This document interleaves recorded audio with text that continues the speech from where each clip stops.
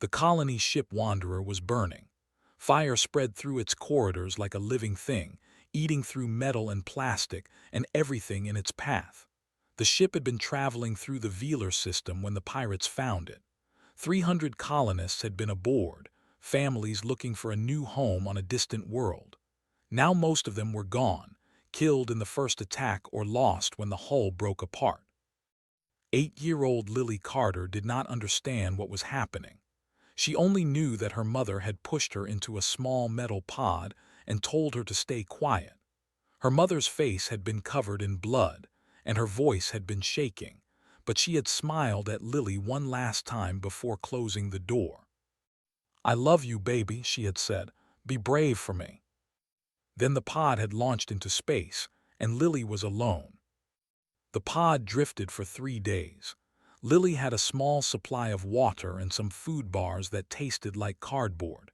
She had her stuffed rabbit, a worn gray thing named that she had owned since she was a baby. She held close and tried not to cry too much. Her mother had told her to be brave. On the 3rd day, the pod began to shake. Through the tiny window, Lily could see green and blue below her. A planet. The pod was falling toward a planet. The landing was rough. The pod bounced and rolled and finally stopped in a forest of tall silver trees. Lily was bruised and scared, but she was alive. She pressed the button her mother had shown her, and the door hissed open.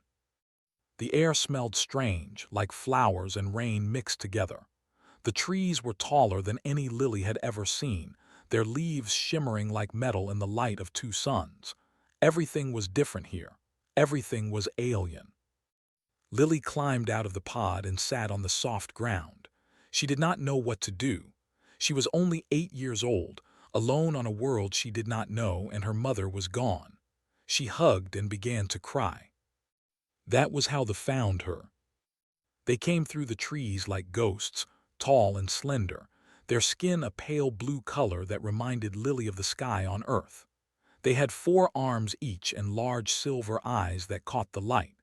Their movements were slow and gentle, and they made soft sounds to each other in a language Lily could not understand. Lily was too tired and too scared to run. She just sat there, tears running down her dirty face, watching the strange beings approach. The oldest one came forward. He was taller than the others, and his blue skin had faded to a lighter shade with age. He walked slowly, his 4 hands held open and empty, showing he meant no harm. When he reached Lily, he knelt down so his silver eyes were level with hers. Lily looked at him, he looked at her. Something passed between them in that moment, something that did not need words. Lily saw kindness in those strange silver eyes. She saw worry and warmth and gentleness. She had seen the same look in her mother's eyes every night when she tucked Lily into bed. The old made a soft sound, almost like a purr. He reached out one of his hands, moving very slowly so he would not scare her. His fingers were long and thin, with smooth blue skin that felt cool to the touch. Lily sniffed and wiped her nose with her sleeve. Then she reached out and put her small hand in his. The old silver eyes seemed to glow brighter. He made another soft sound and gently helped Lily to her feet. He said something to the others, and they all made sounds of agreement. Then, still holding Lily's hand, he began to lead her through the forest. His name was, though Lily would not learn this until later. He was an elder of the people, a leader and teacher who had lived for over 200 years. He had seen many things in his long life, but he had never seen a human before. He had only heard stories of the young species that had recently joined the galactic community, a species known for their strange emotions and their fierce ways. But looking at this small creature with her soft brown hair and her wet eyes and her torn stuffed animal, did not see anything fierce. He saw a child, lost and alone and afraid. He saw innocence that needed protection. They had not known war for over 2,000 years. They had given up violence long ago, choosing instead to live in peace with each other and with the land. They had no army, no weapons, no desire to fight anyone for any reason. Their world was quiet and gentle, a place of art and music and learning. But even the most peaceful heart knows the difference between right and wrong. Even a species that has forgotten how to fight knows that children must be protected. Brought Lily to the city of the capital of Prime. The city was beautiful, built from white stone and living wood, with towers that reached toward the sky and gardens that filled the air with sweet smells. The who lived there stopped and stared as walked through the streets with the tiny alien child. Word spread quickly. A human child had fallen from the sky. She was alone, she was hurt, she needed help. They did not hesitate. They brought food and water and soft blankets. They brought healers who examined Lily's bruises and cleaned her cuts. They brought musicians who played gentle songs to help her sleep. They did everything they could think of to make her feel safe. Lily did not understand their language, but she understood their kindness. She understood the soft touches and the warm smiles, and the way they looked at her with concern in their silver eyes. These strange blue beings were trying to help her. They were trying to take care of her. Over the following days, Lily began to learn. She learned that the old one who had found her was called. She learned that this place was called. She learned simple words in the language, and she taught simple words in English. Lily, she said, pointing at herself. Lily repeated, his voice making the sounds differently than hers. She pointed at him and waited. He said. Lily tried to say his name. It came out wrong, but he smiled at her anyway. His smile was different from a human smile, but Lily knew what it meant. Days turned into weeks. Lily stayed in his home, a quiet house near the center of the city. She ate strange foods that tasted better than they looked. She played with children who were curious about her 2 arms and her round ears and her strange way of laughing. She began to feel safe again. She began to feel like she had found a new family.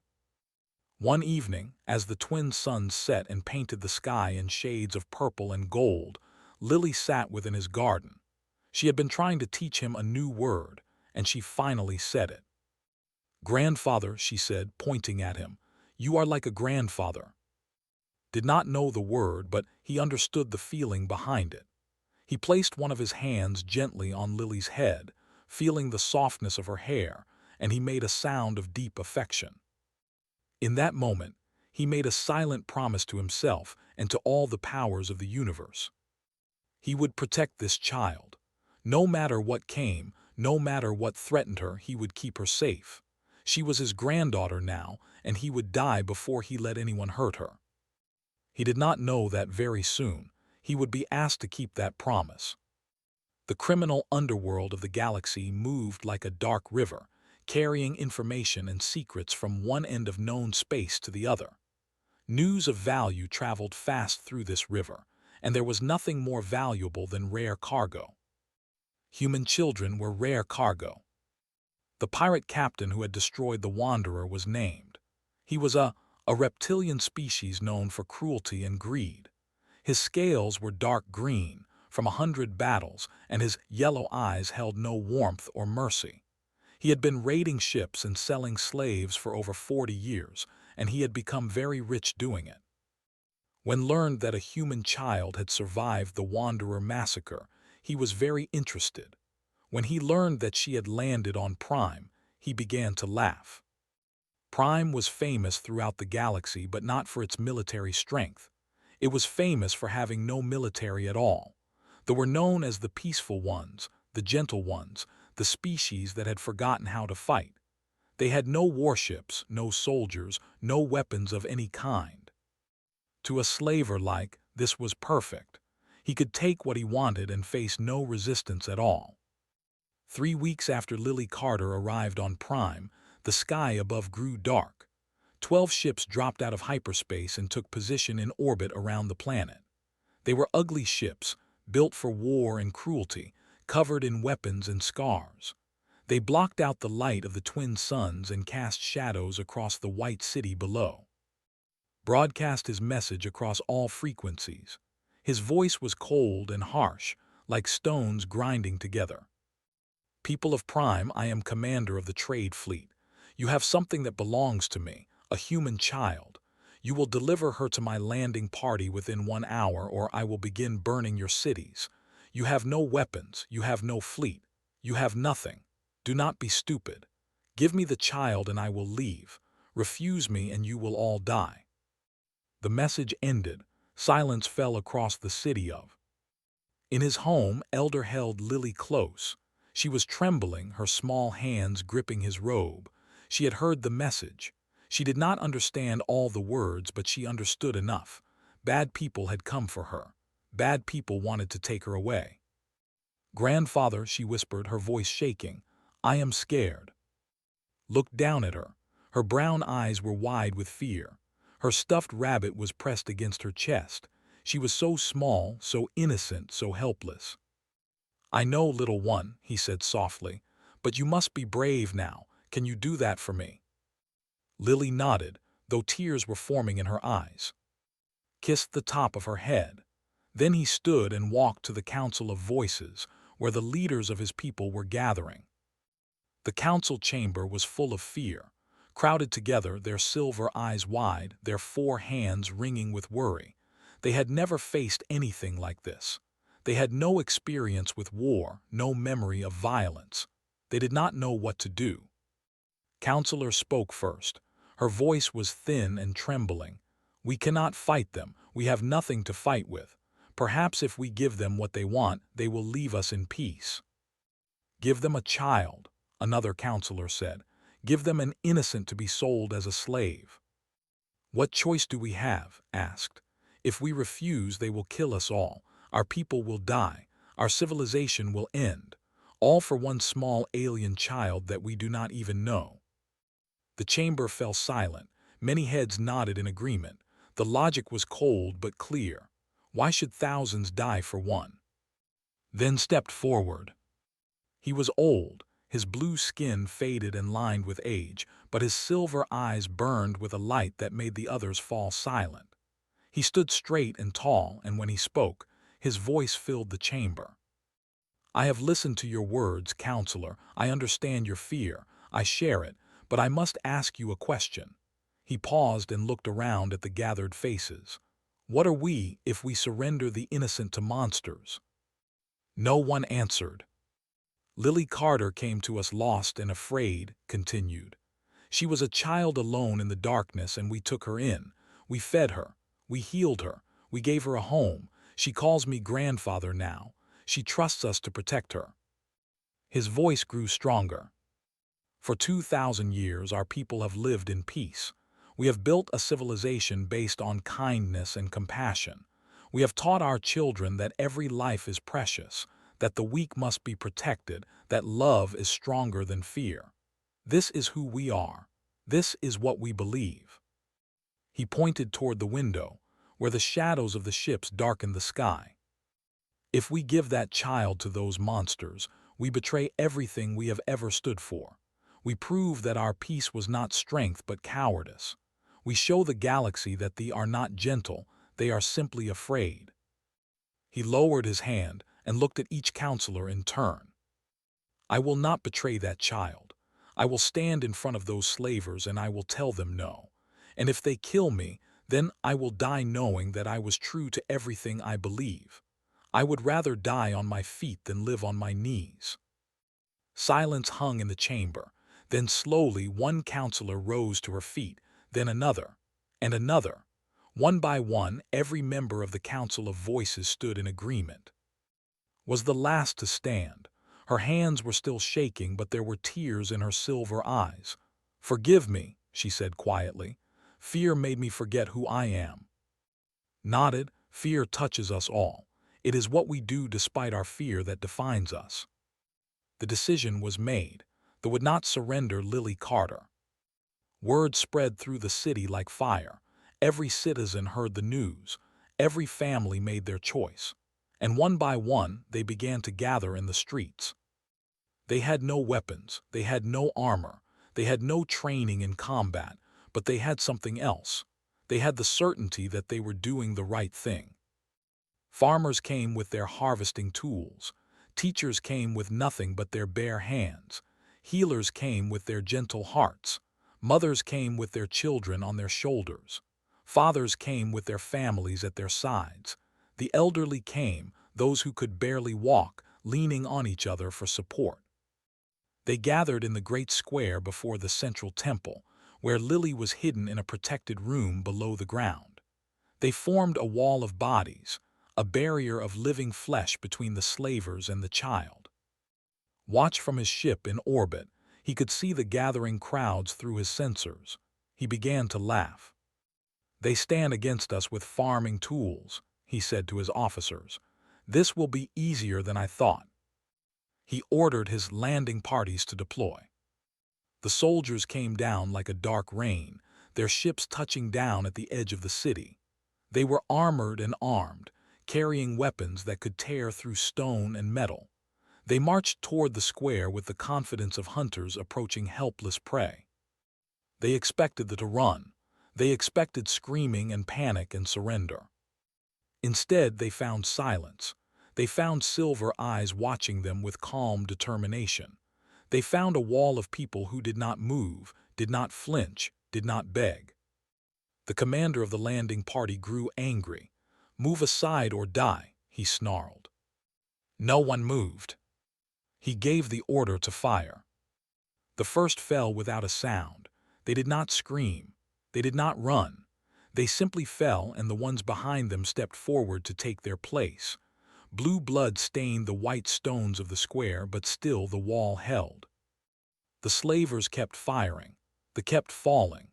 For 6 terrible hours the massacre continued. Wave after wave of gentle beings walked calmly to their deaths, never fighting back, never retreating, never breaking. The slavers had never seen anything like it. Some of them began to hesitate. Some of them began to feel something strange, something unfamiliar. It might have been shame, but had no shame. He watched from orbit as his soldiers struggled, and he grew impatient. He ordered the heavy weapons deployed. He would burn the whole city if he had to. He had forgotten one important thing. When the Wanderer died, it had sent out a distress signal. That signal had been traveling through space for 3 weeks, reaching deeper and deeper into human territory. And humans always come for their children. Captain Daniel Brooks had not slept in 3 days. He stood on the bridge of the UEN Resolute, his eyes fixed on the stars ahead, his hands gripping the railing until his knuckles turned white. The Resolute was pushing its engines beyond safe limits, burning through space faster than any ship should go, racing toward a small moon called Prime. Daniel was 42 years old, a veteran of the border wars, a man who had seen too much death and caused plenty of it himself. He had gray in his hair now and lines around his eyes, but his body was still strong and his mind was still sharp. He had been hunting pirates in this sector when the distress signal from the Wanderer reached him. 300 colonists, families, children. For 23 days, Daniel and his crew had searched the wreckage, hopping to find survivors. They had found bodies instead, frozen in the vacuum of space, drifting among the ruins of their ship. Men and women and children who had done nothing wrong, killed for nothing more than being in the wrong place at the wrong time. Then the deep space beacon had detected the fleet in orbit around Prime. Daniel had checked the colonial registry and found a single name. Lily Carter, age 8, passenger manifest of the Wanderer, status unknown. He had not waited for orders. He had not called for backup. He had simply pointed his ship at Prime and told his engineer to give him everything the engines had. "Captain," said his first officer, Lieutenant Commander Amy, "we are approaching the Velar system. Long-range sensors are detecting the fleet in orbit around the 4th moon." "How many?" Daniel asked. 12 ships, sir. Mix of frigates and cruisers, all armed." Daniel nodded slowly. 12 against 1. Bad odds by any measure. But the Resolute was a Sentinel-class destroyer, the most advanced warship in the United Earth Navy. She was fast, she was heavily armed, and her crew was the best in the fleet. Most importantly, there was a child down there who needed help. "All hands to battle stations," Daniel ordered, his voice calm and steady. "Weapons hot, Shields to maximum. We are going in hard and we are going in fast. The crew moved with practiced efficiency. They had trained for this moment 1,000 times. They knew their captain. They trusted him with their lives. Amy stepped closer to Daniel's side. "Sir, regulations require us to request reinforcements when outnumbered more than 3-1. Daniel turned to look at her. His eyes were cold and hard. "Lieutenant Commander, there are slavers down there killing people to get their hands on an 8-year-old girl. I am not going to wait for reinforcements while they burn that city to the ground." Amy held his gaze for a moment, then nodded. "Understood, sir. I will be at my station." She walked away and Daniel allowed himself a small smile. Good officer, Amy. She would make captain someday. The Resolute dropped out of hyperspace like a thunderbolt, emerging from the void just behind the fleet. Her weapons were already locked on targets, her missiles already warming in their tubes. Daniel opened a channel to all frequencies. "Vessels, this is Captain Daniel Brooks of the United Earth Navy destroyer Resolute. You have exactly 30 seconds to withdraw from this system. After that, I will personally introduce you to the reason the galaxy fears humanity." On the bridge of his flagship, Commander heard the transmission and began to laugh. One ship, one single human ship against his entire fleet. The human captain was either insane or suicidal. "Destroy him," ordered casually, "then finish burning the city." His fleet began to turn, their weapons powering up to face this new threat. They moved slowly, confidently. They had numbers on their side. What could one ship possibly do? 29 seconds after his warning, Daniel Brooks showed them. The Resolutes fired first, streams of metal slugs accelerating to near-light speed. The slugs punched through his flagship like needles through paper, tearing through shields and armor and bulkheads. The ship broke apart in seconds, its reactor exploding in a bloom of white fire. Died without even understanding what had happened. The Resolute did not stop moving. She twisted and rolled through the debris of the flagship, her weapons firing continuously, her crew working with perfect coordination. Human warships were not elegant. They were not beautiful. They were ugly and brutal and terrifying, machines of destruction designed by a species that had spent its entire history learning how to kill. The second ship exploded, then the third, then the fourth. The remaining slavers began to panic. They had never faced anything like this. They had never seen a ship move so fast, hit so hard, fight so fiercely. They tried to form a defensive line, tried to concentrate their fire, but the Resolute was always somewhere else, always one step ahead. Daniel Brooks stood at the center of the chaos, calm as a stone in a storm.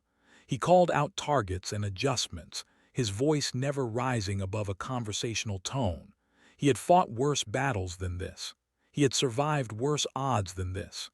These slavers were amateurs, bullies who had grown fat preying on the defenseless. They had never fought someone who could fight back.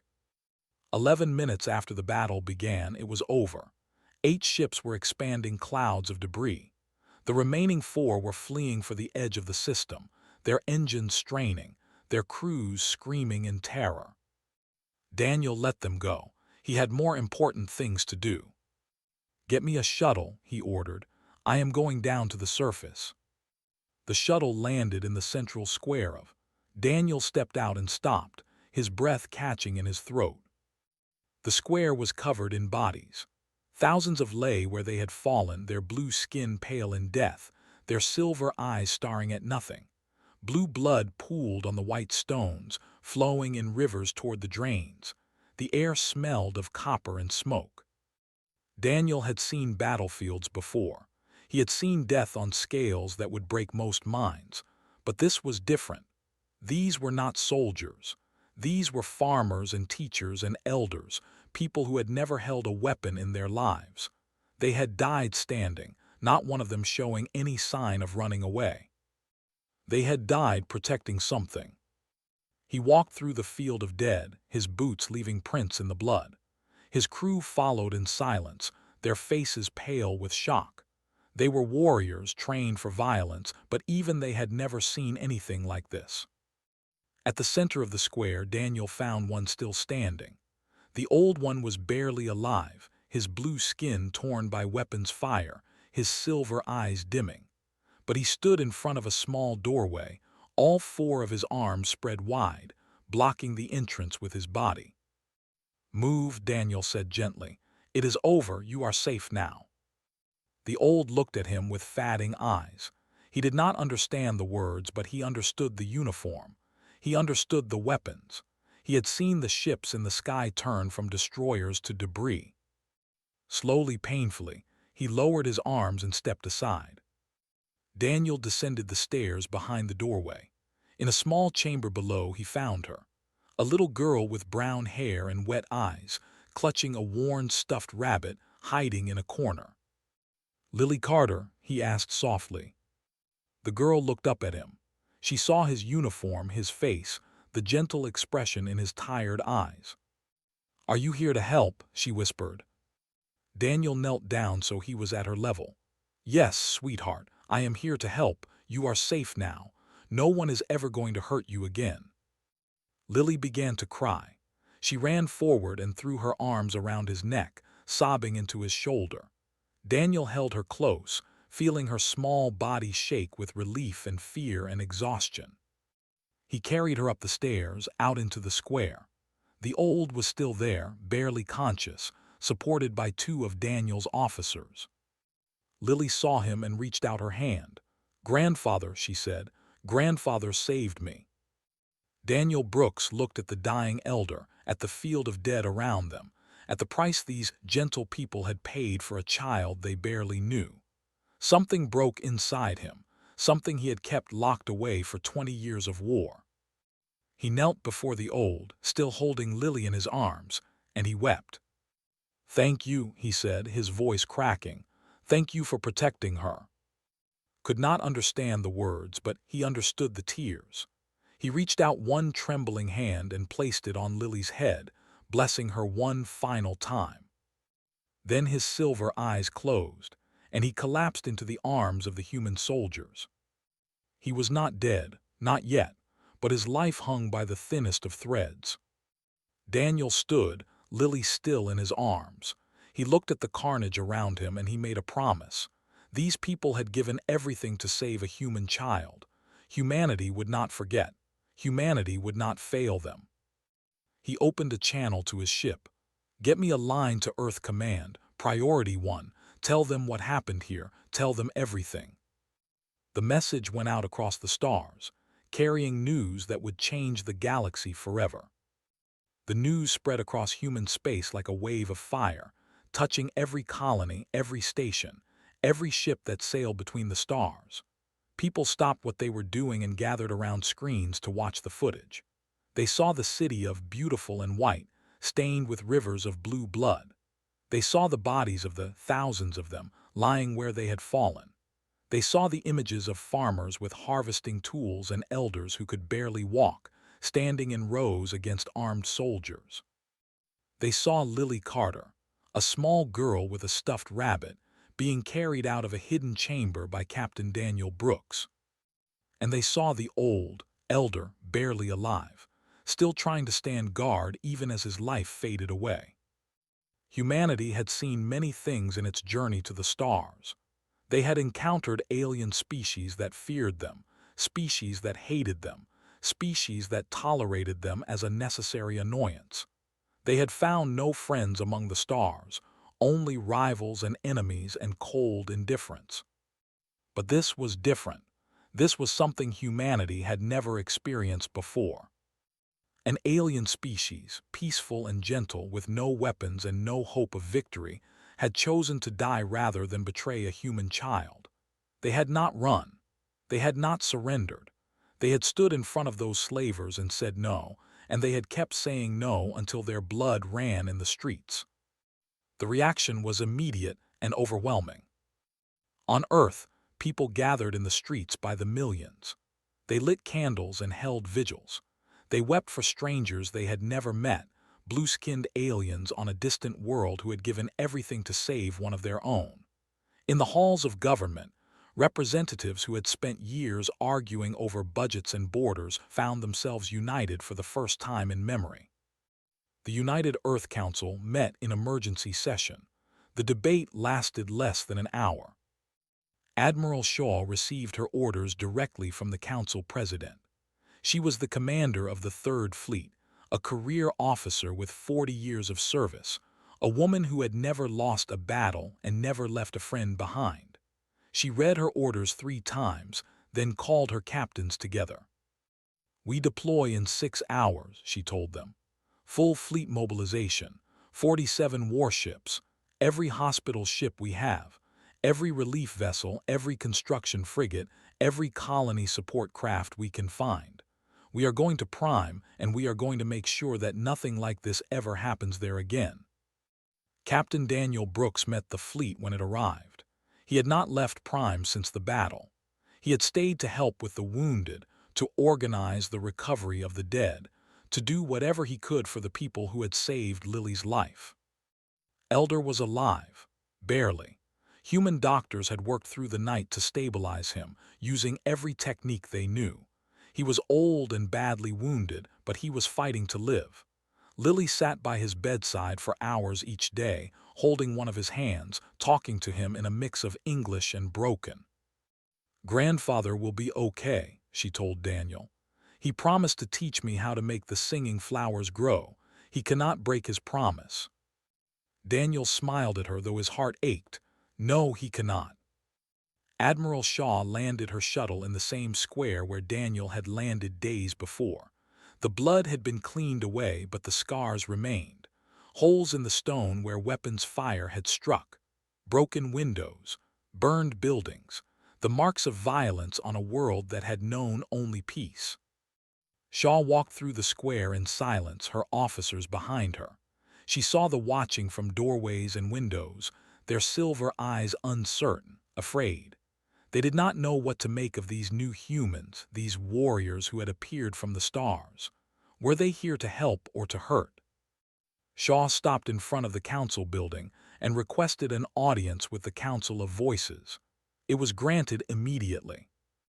The council chamber was half empty. So many of its members had died in the defense of the city. Those who remained looked old and tired, their silver eyes dull with grief. Counselor was there, the one who had first suggested surrender. She looked smaller now, broken by guilt and sorrow. Admiral Shaw stood before them, her dress uniform crisp and perfect, her gray hair pulled back in a tight knot. She was not a diplomat. She was not trained in gentle words and careful phrases. She was a soldier, and she spoke like one. "My name is Admiral Shaw of the United Earth Navy. I come here representing the United Earth Council and the 11 billion humans of Earth and her colonies." She paused, looking at each face in turn. "What you did for Lily Carter will never be forgotten. You had nothing to fight with. You had no hope of winning.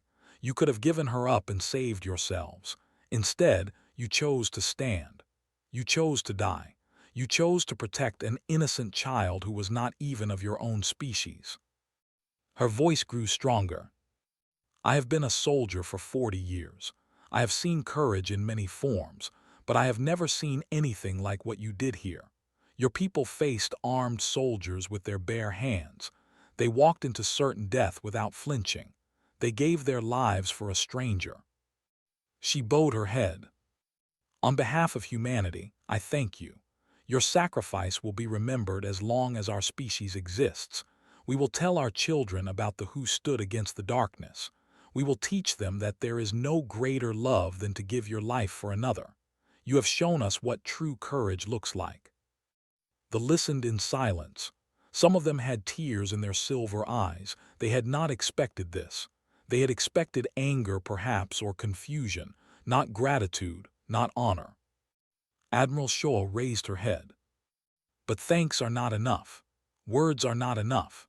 So I am here to tell you that from this day forward, Prime is under the permanent protection of the United Earth Navy.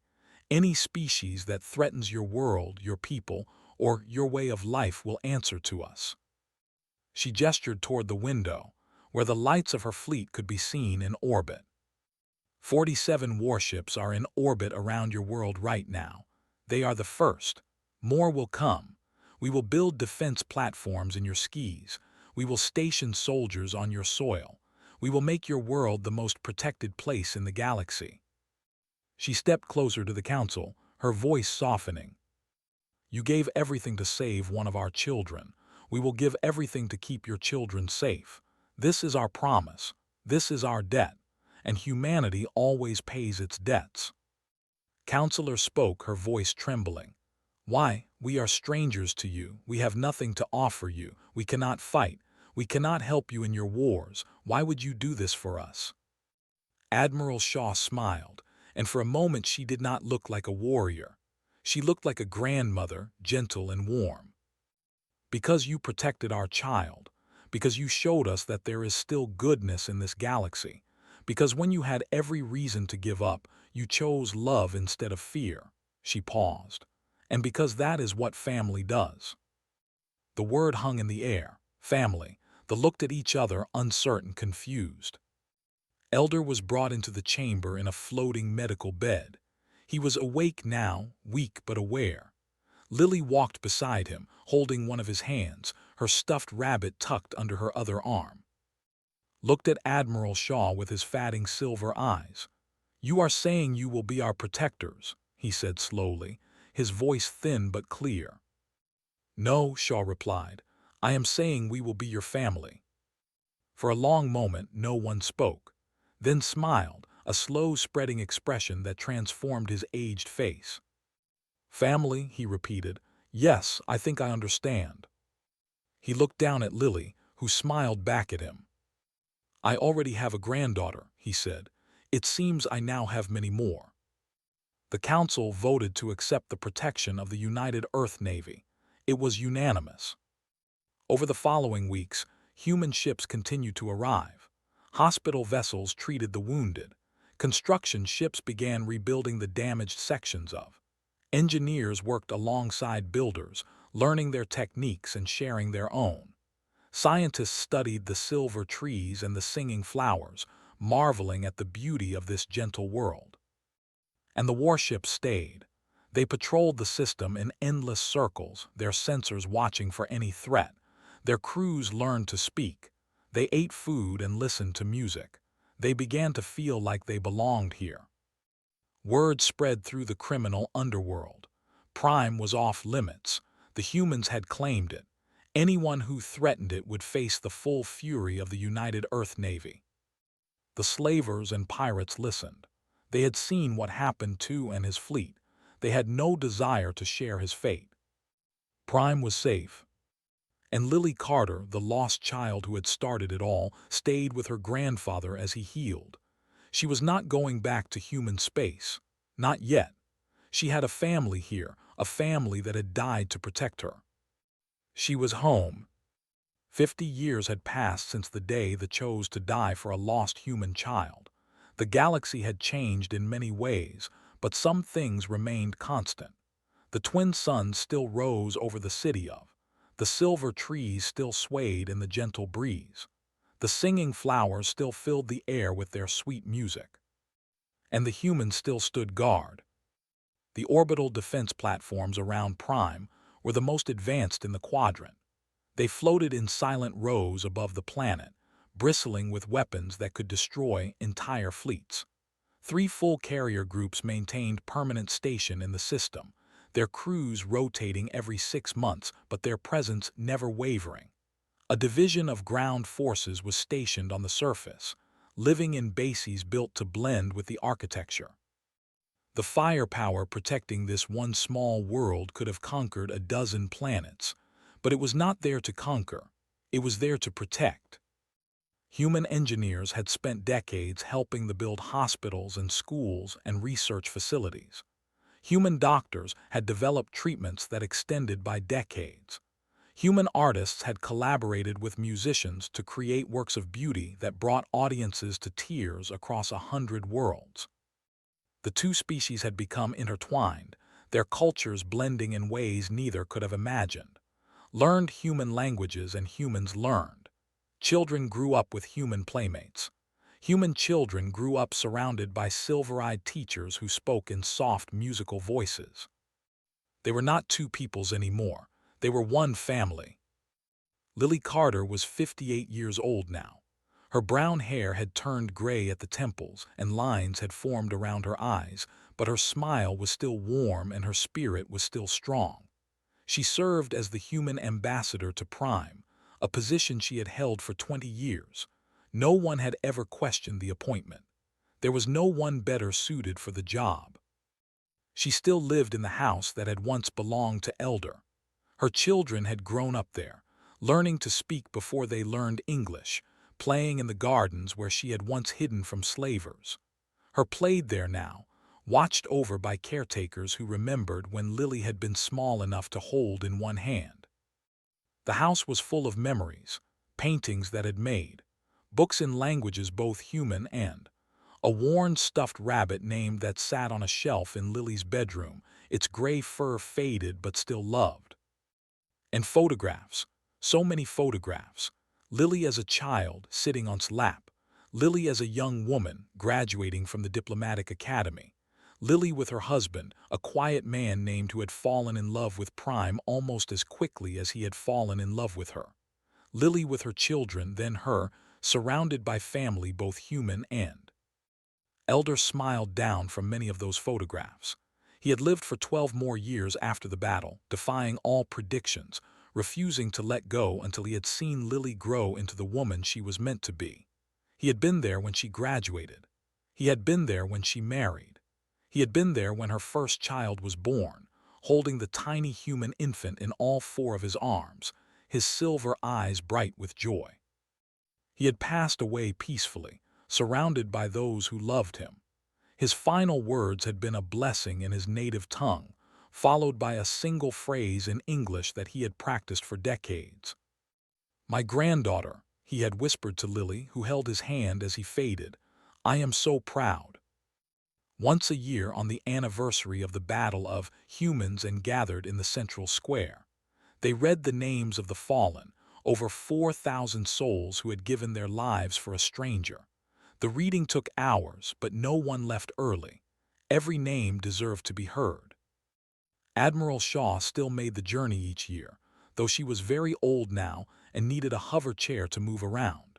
She sat in the front row, her dress uniform still crisp, her eyes still sharp despite her age.